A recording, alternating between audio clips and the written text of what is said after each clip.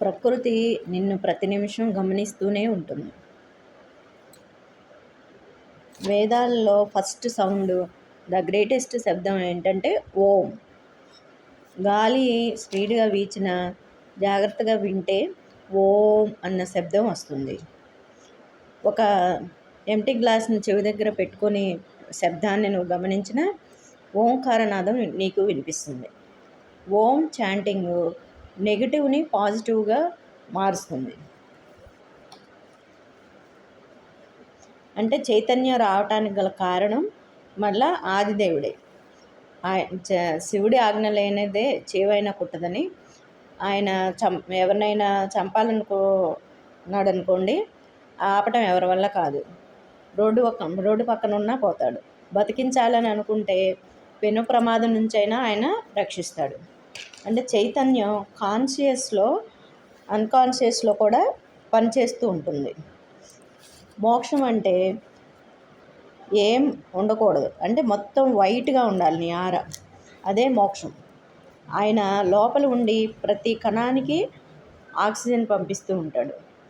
రియాలిటీలో ఆయన ఊపిరితిత్తులను వ్యాకోపింపజేస్తూ ఉంటాడు. కానీ అది మనకు కనపడని ఎవరో ఆపరేటింగ్ చేస్తూనే ఉంటారు. We're not doing.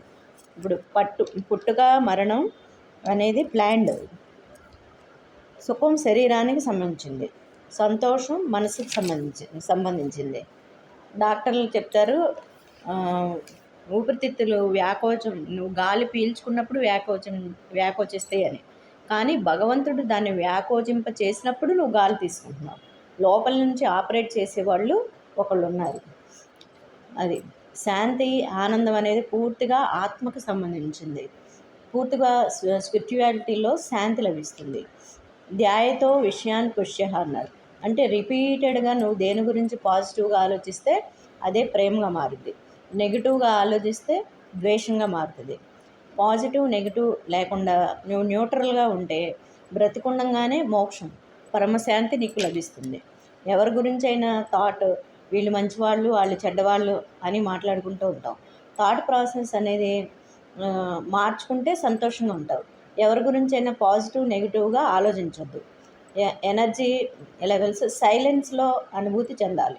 First step సక్సెస్గా ఉండాలి అంటే పూజల నుంచి నువ్వు సెకండ్ స్టేజ్లోకి, అంటే సంపూర్ణ